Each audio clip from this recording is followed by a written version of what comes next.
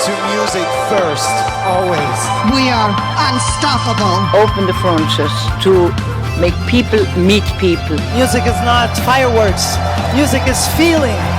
You're good to go. Thank you, vote for the music.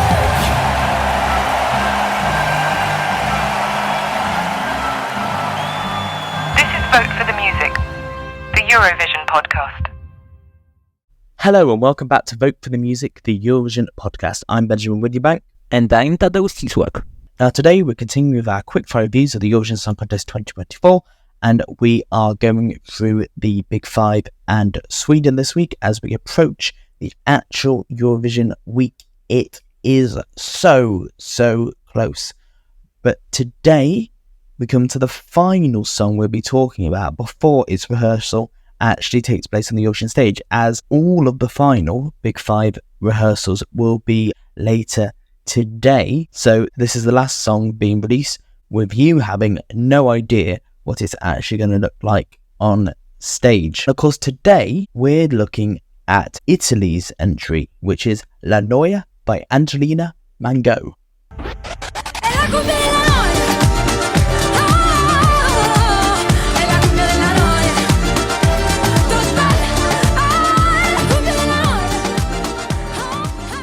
So while most of the Big Five can be a little temperamental and you never quite know what you're going to get quality-wise, pretty much always it is a safe bet that Italy will enter something really good. It's just how it works, and that is all down to Italy's selection format, which is to use the cultural institution that is Festival di Sanremo to choose their song. And that again has not failed to happen this year, as Angelina Mango is representing Italy with La Noia, which currently is predicted to do very well at the Eurovision Song Contest, and it's a song that I really like.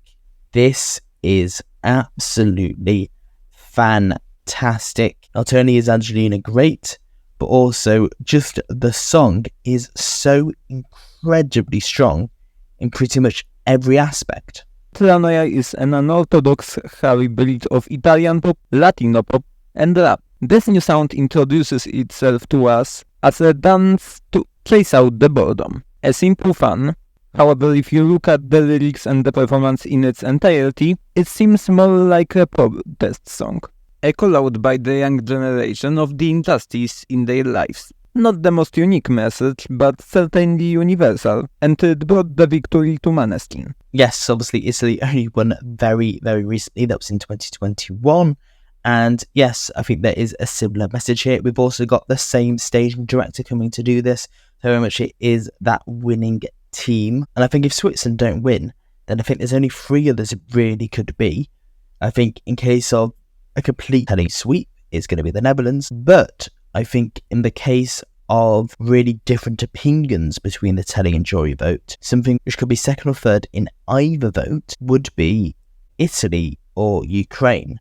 And I think that gives Italy a really good shot at getting the win. So I think this really could pay off.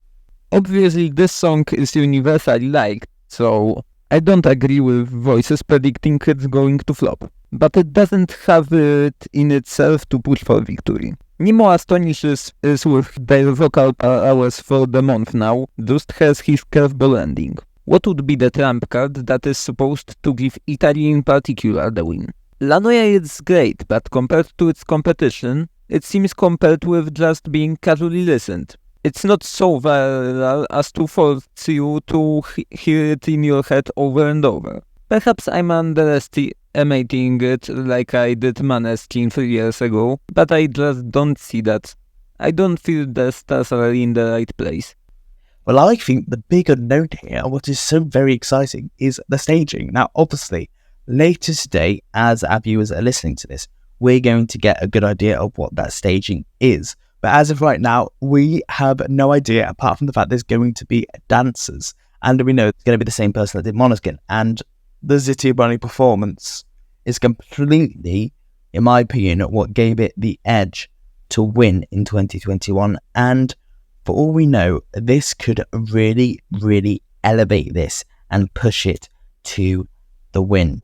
I think we're going to get a really end-to-end, slick, choreographed, tight performance where every single frame, every single shot is going to be perfectly composed.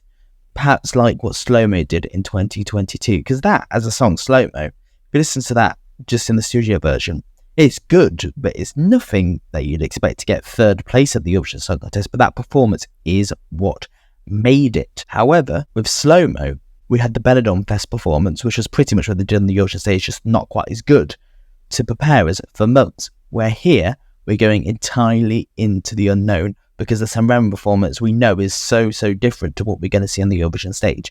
So I really think if they get the choreography and staging and camera work absolutely perfect on this could give it the edge to win, 100%. Angelina will make a good result, and that's it. Hardly a disappointment considering that Italians wouldn't care either way, and they already have a win from 3 years ago. Yes, that's true, but I would love to see them win again. I mean, if anyone is consistent in the modern Eurovision Song Contest, it is Italy. And God, I would love to actually see Rai be given another shot at hosting Eurovision, actually, and being able to give an opportunity to learn from their mistakes. I think with another go at it, with the experience they've had, they could put on a really, really good show to the standard of what we got from Avatros, NPO NOS, the BBC and SVT. I absolutely would love to see that. As for the song itself, it is great. It is fantastic. It's a huge radio hit. It works really well in performance. Angelina can sing. She is captivating. The song is Teddy-friendly. It's joy-friendly. It has every single element it needs. This is fantastic. Personally, I think this is coming top 3 at minimum. Potentially a win, again, if the jury and televote disagree too much on what I expect will be the Netherlands and Switzerland. Every single thing seems to be in its favour, from my Eurovision scoreboard to Euro jury to every single poll out there to the odds. It's all really aligning for Angelina Mango. But the odds are one thing. The song I very much love. I love the energy it brings, the fullness of its sound in the era where many songs go for simplicity, and I especially love how much effort Angelina puts into performing. You can tell that she cares, and that really makes me root for her. Hopefully we see that energy in Malmö again. So thank you for listening there to our quick review of the Italian entry for this year's Eurovision Song Contest. Now tomorrow we'll of course be continuing with these quick fire reviews as well. We've done 3 of the big 5 plus Sweden. We've still got 3 more to go as we move closer and closer towards the Eurovision Song Contest. I know I cannot contain my excitement, so very soon I will be in fact getting on a plane and going to Copenhagen, then Malmö. So it's unbelievably exciting. But first, tomorrow we will be looking at the Spanish entry for this year's Eurovision Song Contest. So stay tuned for our thoughts on that. And so you don't miss it, you remember to follow us on Spotify, Apple Podcasts, Amazon Podcasts, wherever else you may get your podcasts. And that includes YouTube, where you can subscribe to us, leave us a comment or give us a like. You can also interact with our Q&As on Spotify. But until then, thank you so very much for listening, and remember to vote for the music.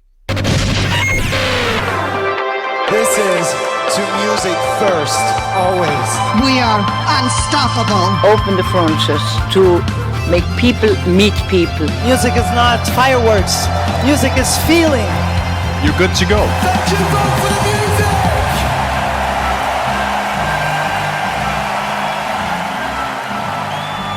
This is Vote for the Music, the Eurovision